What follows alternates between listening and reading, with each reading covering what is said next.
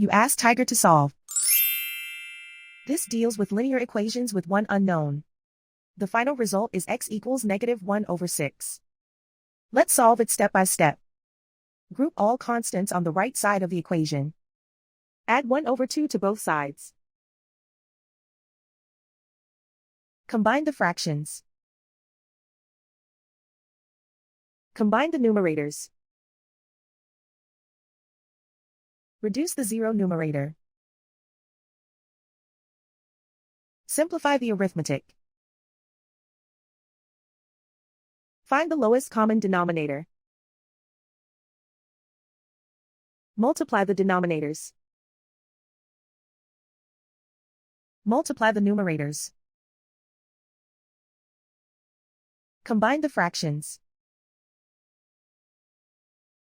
Combine the numerators. And so the final result is x equals -1/6.